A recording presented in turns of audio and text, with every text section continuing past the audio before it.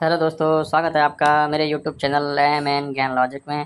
दोस्तों, इस वीडियो में हम बात करेंगे कृषि विस्तार अधिकारी 2026 के जो भर्ती चल रही है उसके फॉर्म डेट निकल चुकी है। अब उसका पेपर आगे बढ़ गया है, उसके मॉडल टेस्ट पेपर 2 की।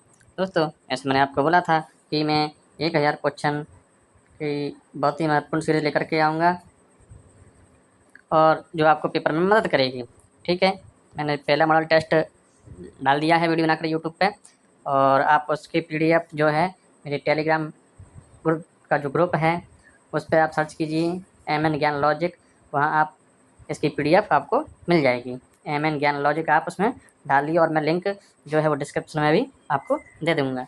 ठीक है दोस्तों, तो वीडियो को लंबा नहीं बनाते हैं, चलते हैं स्लाइड में। मैं हूँ मनोवर और आप मेरे यूट्यूब वीडियो देख रहे हैं।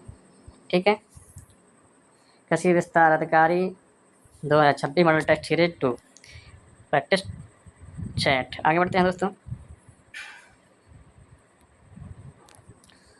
दुग्ध उत्पादन में भारत का विश्व में कौन सा स्थान है? पहला स्थान है दोस्तों। आगे बढ़ते हैं, मैं डायरेक्ट आंसर बोलूँगा।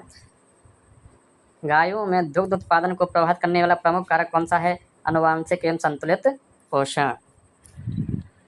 अगला क्वेश्चन,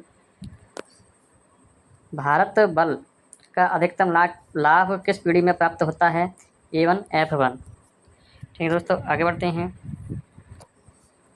निम्नलिखित में से कौन सी भारतीय दुधारू गाय की प्रमुख नस्ल है? साहीवाल। ठीक है दोस्तों, आगे बढ़ते हैं। कृत्रिम गर्भाधान का प्रमुख उद्देश्य क्या है? श्रेष्ठ आनुवांशिक गुणों का प्रसार करना। पशुओं में foot and mouth disease FMD का कारक क्या है? दोस्तों, विषाणु है। यह बहुत ही इम्पोर्टेंट क्वेश्चन है। आगे बढ़ते हैं। संतुलित पशु आहार में ऊर्जा का प्रमुख स्रोत क्या है? कार्बोहाइड्रेट। दोस्तों, हमारी वीडियो को लाइक शेयर सब्सक्राइब जरूर करें। मुर्गियों में अंडा उत्पादन के लिए सर्वाधिक उपयुक्त नस्ल कौन सी मानी जाती है? White leghorn. मधुमक्खी पालन का प्रमुख लाभ क्या है? परागण एवं वृद्धि एवं अतिरिक्त आय। परागण में वृद्धि एवं अतिरिक्त आय। रेशम उत्पादन को क्या कहा जाता है? दोस्तों, सेरीकल्चर कहा जाता है। मत्स्य पालन को वैज्ञानिक भाषा में क्या कहा जाता है? पिसीकल्चर कहा जाता है। भारत में नीली क्रांति का संबंध किससे है? मत्स्य उत्पादन। कृषि वानिकी प्रणाली का प्रमुख लाभ क्या है? भूमि संसाधनों का बेहतर उपयोग एवं अतिरिक्त आय। सामाजिक वानिकी का प्रमुख उद्देश्य क्या है? समुदाय की आवश्यकता की पूर्ति हेतु वृक्षारोपण। नाइट्रोजन स्थिरीकरण करने वाला प्रमुख जैव उर्वरक कौन सा है? एजोटोबैक्टर। इसका राइट आंसर है। ट्राइकोडर्मा का उपयोग मुख्यतः किस लिए किया जाता है? जैविक फफूंद नियंत्रण। कंपोस्ट बनाने की प्रक्रिया में कौन से सूक्ष्मजीव प्रमुख भूमिका निभाते हैं? जीवाणु एवं कवक। मृदा स्वास्थ्य कार्ड योजना का प्रमुख उद्देश्य क्या है? मृदा की उर्वरता का वैज्ञानिक मूल्यांकन करना। कृषि में GIS का प्रमुख उपयोग किस लिए किया जाता है? स्थानिक जानकारी का विश्लेषण करने के लिए। रिमोट सेंसिंग का कृषि में प्रमुख उपयोग क्या है? फसल स्वास्थ्य एवं भूमि उपयोग का आकलन। कृषि मौसम विज्ञान का प्रमुख उद्देश्य क्या है? मौसम एवं कृषि के पारस्परिक संबंधों का अध्ययन। एल नीनो का भारतीय कृषि पर सामान्य प्रभाव क्या माना जाता है? वर्षा में कमी की संभावना। जलवायु स्मार्ट कृषि का उद्देश्य क्या है? उत्पादन अनुकूलन एवं ग्रीन हाउस गैस उत्सर्जन में संतुलन स्थापित करना। प्रधानमंत्री फसल बीमा योजना का मुख्य उद्देश्य क्या है? प्राकृतिक आपदाओं में से फसल हानि पर आर्थिक सुरक्षा प्रदान करना। ई नाम का प्रमुख उद्देश्य क्या है? राष्ट्रीय कृषि बाजार को डिजिटल मंच उपलब्ध कराना। राष्ट्रीय कृषि बाजार को डिजिटल मंच उपलब्ध कराना ही ई नाम का प्रमुख उद्देश्य है। कृषि उत्पादों के विपणन में ग्रेडिंग का मुख्य उद्देश्य क्या है? गुणवत्ता के आधार पर वर्गीकरण करना। निम्नलिखित में से कौन सा कृषि विपणन का प्रमुख कार्य है? उत्पाद का वर्गीकरण एवं मानकीकरण। कृषि उत्पादों के सुरक्षित भंडारण के लिए अनाज में नमी की मात्रा सामान्यतः कितनी होनी चाहिए? 12 से 14%। भारतीय खाद्य निगम का प्रमुख कार्य क्या है? FCI का प्रमुख कार्य क्या है? तो खाद्यान्न का क्रय, भंडारण एवं वितरण करना FCI का ही उद्देश्य है। निम्नलिखित में से कौन सी संस्था कृषि ऋण के पुनर्वित्त फ्री फाइनेंस का कार्य करती है? तो नाबार्ड करती है। आप कमेंट में बताना कि नाबार्ड की स्थापना कब हुई थी।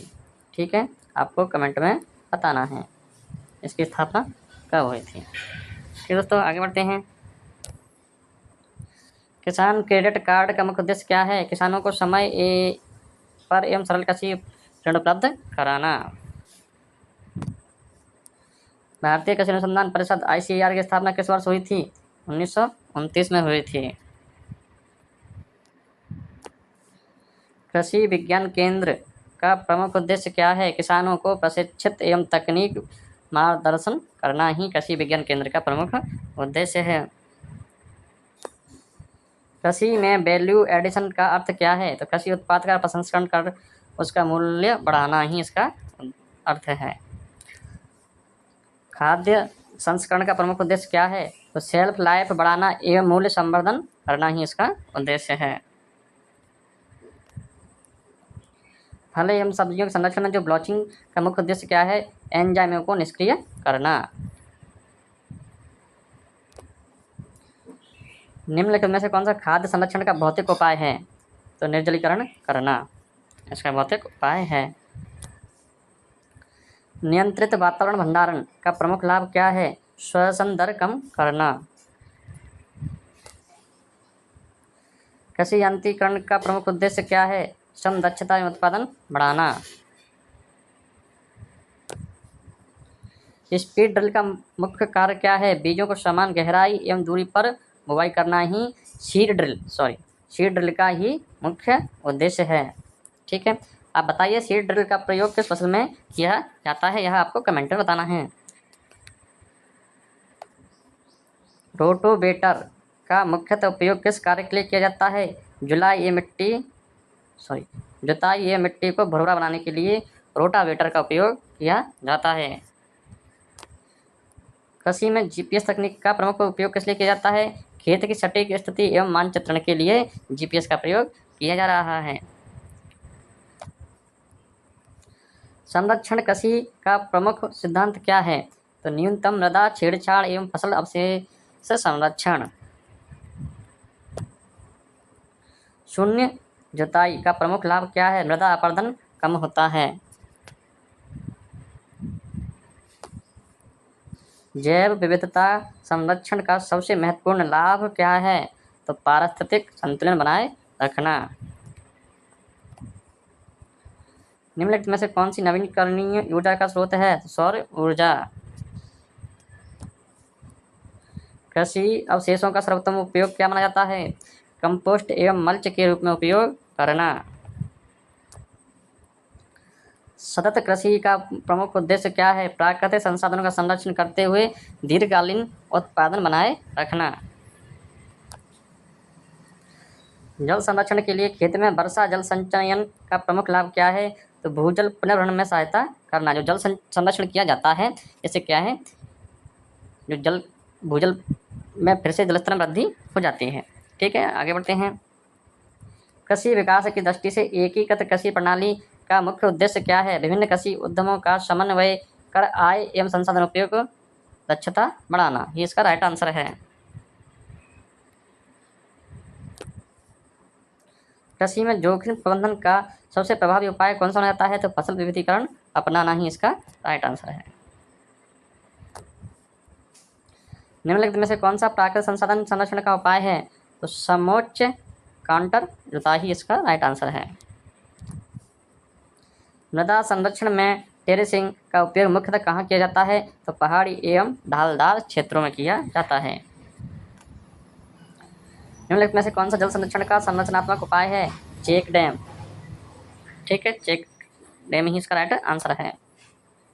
कृषि वानिकी प्रणाली में वृक्षों का प्रमुख लाभ क्या है? मृदा अपरदन कम करना ही इसका राइट आंसर है। मृदा कार्बनिक पदार्थ बढ़ाने का सबसे उपयुक्त उपाय कौन सा है? गोबर की खाद एवं कंपोस्ट का प्रयोग। निम्नलिखित में से कौन सा ग्रीन मैन्योर हरी खाद के रूप में सर्वाधिक उपयोग किया जाता है? ढैंचा। तो ढैंचा जो होता है उसका हरी खाद में प्रयोग किया जाता है।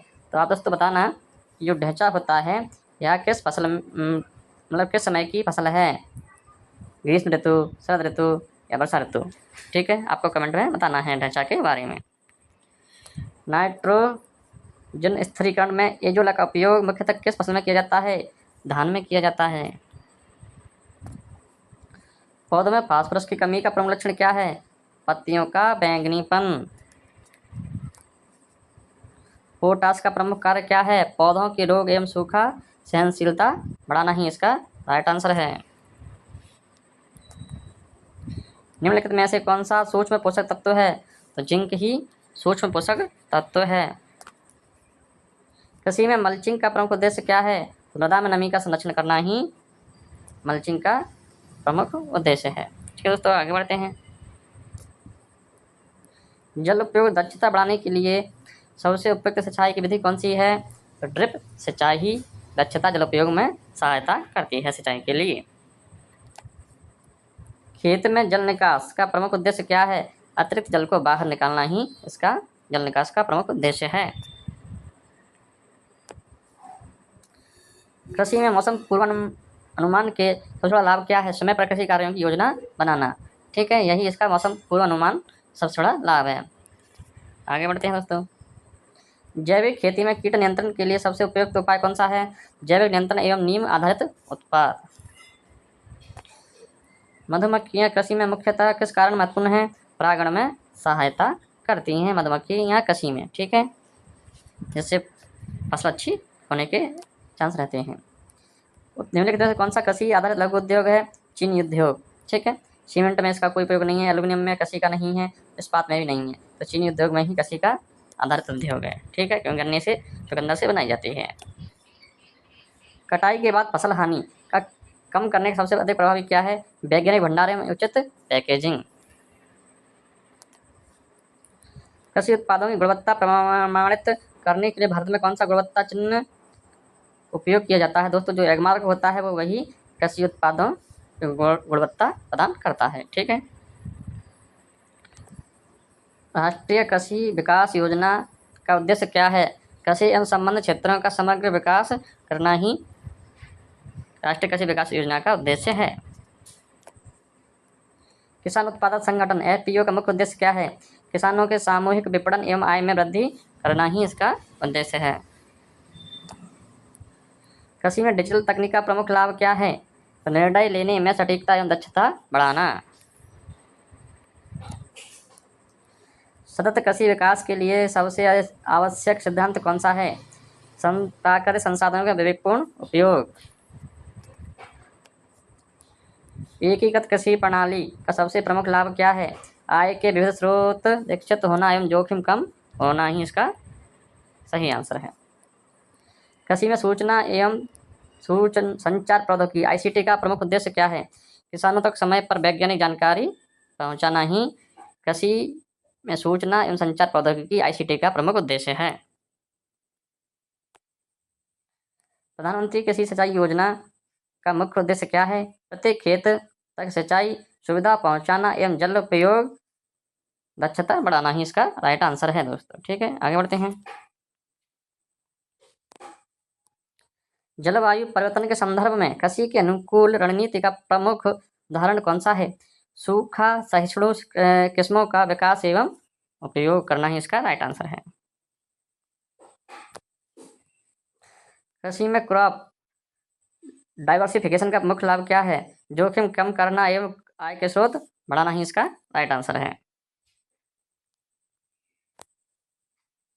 राष्ट्रीय खाद्य सुरक्षा मिशन का मुख्य उद्देश्य क्या है? दलहन तिलहन खाद्यान्न उत्पादन बढ़ाना ही इसका राइट आंसर है। बीज उत्पादन कार्यक्रम में फाउंडेशन सीड का उपयोग मुख्यतः किसके उत्पादन के लिए किया जाता है? सर्टिफाइड सीड के लिए किया जाता है। पौधों में प्रकाश अवधि का सबसे अधिक प्रभाव किस प्रक्रिया पर पड़ता है? तो पुष्पन प्रक्रिया पर पड़ता है। निम्नलिखित में से कौन सा पादप वृद्धि नियामक है? ज्यूरेलिक अम्ल ही इसका सही आंसर है। धान की सीधी बुवाई का प्रमुख लाभ क्या है? श्रम एवं जल की बचत ही इसका सही आंसर है। शुष्क कृषि का प्रमुख उद्देश्य क्या है? सीमित वर्षा वाले क्षेत्रों में नमी संरक्षण के साथ खेती करना ही इसका राइट आंसर है। कृषि पारिस्थितिकी एग्रो इकोलॉजी का मुख्य आधार क्या है? जो कृषि पारिस्थितिकी होती है उसका प्राकृतिक संसाधनों का संतुलन एवं टिकाऊ उपयोग करना ही इसका राइट आंसर है।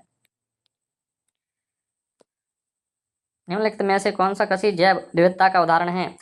तो विभिन्न फसल प्रजातियों एवं किस्मों का संरक्षण ही इसका राइट आंसर है। फसल अवशेष प्रबंधन का सबसे उपयुक्त तरीका कौन सा है? मल्चिंग एवं कंपोस्ट निर्माण में उपयोग करना ही इसका राइट आंसर है। तो प्रिसीशन फार्मिंग जीपीएस एवं जीआईएस का उपयोग मुख्यतः किस लिए किया जाता है? तो खेत का सटीक मानचित्रण, संसाधनों का स्थान विशिष्ट प्रबंधन। दोस्तों ये वाला टॉपिक आप लोगों के लिए इंपॉर्टेंट है, ठीक है, पेपर में आने के चांसेस हैं। कृषि उद्यमिता का मुख्य उद्देश्य क्या है? तो कृषि आधारित व्यवसाय एवं रोजगार के अवसर विकसित करना ही इसका राइट आंसर है। भारत में जैविक कृषि उत्पादों को निर्यात बढ़ावा देने वाली प्रमुख संस्था कौन सी है? एपेडा, ठीक है, ये इसका राइट आंसर है। दोस्तों आपको हमारी वीडियो पसंद आ रही हो हमारे यूट्यूब चैनल एमएन ज्ञान लॉजिक को लाइक शेयर सब्सक्राइब जरूर करें। कृषि लागत एवं मूल्य उपयोग सीएससीपी का प्रमुख कार्य क्या है? तो न्यूनतम समर्थन मूल्य एमएसपी के संबंध में अनुशंसा करना ही कृषि लागत एवं मूल्य आयोग का प्रमुख कार्य है।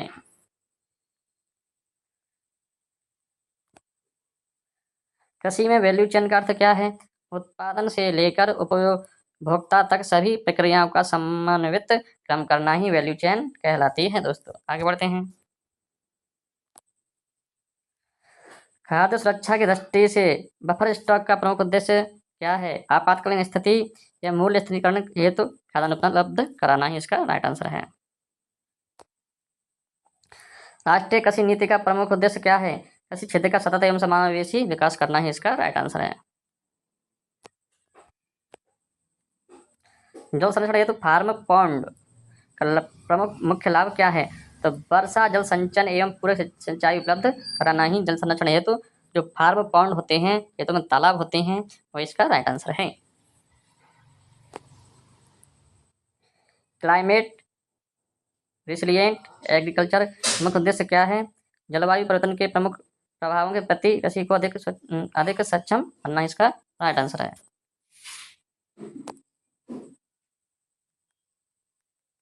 किसानों की आय बढ़ाने के लिए सबसे प्रभावी